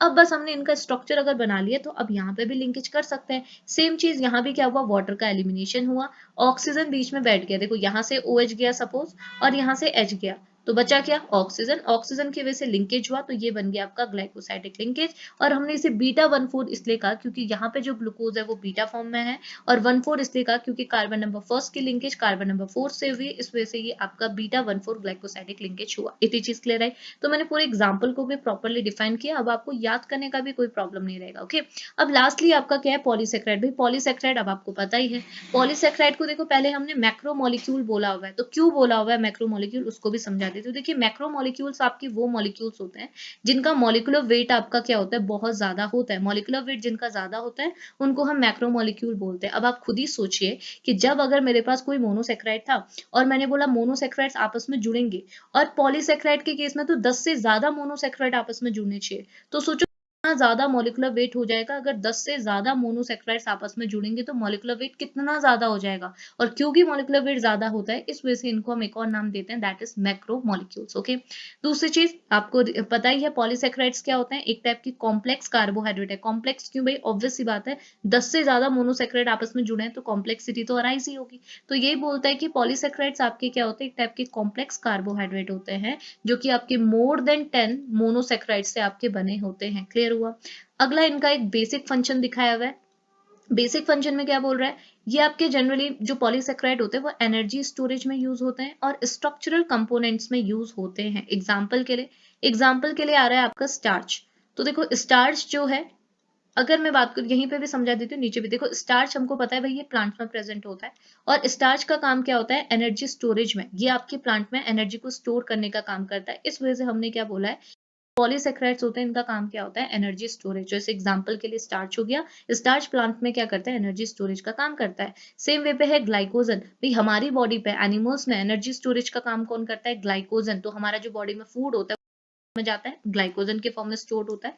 तो हमने क्या बोला, ग्लाइकोजन है आपका एक टाइप का पॉलीसेक्राइड और इसका फंक्शन क्या है, एनर्जी स्टोरेज। उसके साथ साथ है सेलुलोज। सेलुलोज क्या होता है, सेलुलोज हमको पता है, देखिए आप अगर आप प्लांट और एनिमल्स को देखोगे तो हमको पता होते हैं भाई, एनिमल में भी सेल होता है, लेकिन प्लांट के सेल की खास बात ये होती है कि प्लांट के सेल में एक एडिशनल वॉल होती है जिसे हम लोग क्या बोलते हैं, सेल वॉल। लेकिन ये सेल वॉल एनिमल्स में नहीं होती, ये फंजाई में हो गई, एल्गी में हो गई, हर जगह होती है, लेकिन आपके एनिमल सेल में प्रेजेंट नहीं होती है। तो प्लांट में एक सेल के बाहर एक लेयर होती है, एक वॉल होती है जिसे हम बोलते हैं सेल वॉल, और प्लांट की सेल वॉल सेलुलोज से बनी होती है, और सेलुलोज एक टाइप का क्या है, पॉलीसेक्राइड है। इस वजह से हमने बोला कि आप पॉलीसेक्राइड का एक और काम है वो है स्ट्रक्चर स्ट्रक्चरल कंपोनेंट, एक स्ट्रक्चर बना रहा है ना सेल के बाहर, एक एक्स्ट्रा स्ट्रक्चर बना रहा है, जिस वजह से हम बोलते हैं कि हमारे जो पॉलीसेकेराइड है इनका काम क्या है, स्ट्रक्चरल कंपोनेंट में भी इनका रोल होता है। अब लास्टली आप इनके फंक्शन लिख लीजिए। इसके मैंने एग्जाम्पल नहीं बताया हुआ है, क्यों? अब आप खुद ही सोचिए, अगर मैं 10 से ज्यादा आपको मोनोमर्स को आपस में ज्वाइन करा के पॉलीसेकेराइड्स बनाती तो वो काफी लंबा हो जाता और वो जनरली शो भी नहीं किया जाता है एग्जाम्पल के थ्रू। बाकी स्टार्च, ग्लाइकोजन, सेलुलोज इनको डिफाइन कर सकते थे, इनके लिंकेज बता सकते थे, बट वो आपसे पूछा ही नहीं गया है, तो आप इतना मटेरियल आपके लिए सफिशिएंट है, मोर देन सफिशिएंट है, इतना भी बोल सकते हो, ज्यादा लिखने की जरूरत नहीं, इतना आपके लिए इनफ रहेगा। ओके, तो देखो लास्टली आप स्टार्च का, जैसे मैंने ऊपर बोला, स्टार्च क्या करता है भाई, आपके प्लांट में ना प्राइमरी एनर्जी स्टोरेज है, मतलब प्लांट को अगर एनर्जी को स्टोर करना है तो वो आपको प्राइमरीली किस में करता है, स्टार्च के फॉर्म में ही करता है। ग्लाइकोजन की बात करें तो ग्लाइकोजन आपका है, लेकिन एनिमल बॉडी पे करता है, जैसे स्टार्च प्लांट बॉडी में करता है, ग्लाइकोजन आपका एनिमल बॉडी में करता है। And then lastly cellulose, cellulose हमारा सेम चीज है। सेलुलोज क्या होता है, मैंने बोला प्लांट में आपके सेल के बाहर एक एडिशनल वॉल होती है जो कि एनिमल्स में नहीं होती है, दैट इज सेल वॉल। और प्लांट की सेल वॉल किससे बनी होती है, आपके सेलुलोज से बनी होती है। इस वजह से हम बोलते हैं कि पॉलीसेकेराइड्स आपके structural component and energy storage में यूज होते हैं। ओके, तो इतना मटेरियल था हमारा किसका, classification and nomenclature of carbohydrate. तो ये लेक्चर हमारा यहाँ पे फिनिश होता है। ओके, इसके बाद हमारा मोनोसेक्राइड्स पे पर्टिकुलर डिस्कशन दिया हुआ है, आपके सिलेबस पे आपसे वो टॉपिक बना हुआ है, तो उस पे हम नेक्स्ट लेक्चर लेंगे। तो अभी के लिए इस लेक्चर को हम यहीं पे फिनिश करते हैं। होप लेक्चर आपके लिए हेल्पफुल रहा हो, और अगर हेल्पफुल रहा होगा तो प्लीज लेक्चर को लाइक करते हुए जाइएगा। चैनल पर नए हैं तो चैनल को सब्सक्राइब भी कर लीजिएगा। अभी इस लेक्चर को यहीं पर फिनिश करते हैं, मिलेंगे नेक्स्ट लेक्चर पे, तब तक के लिए बाय बाय।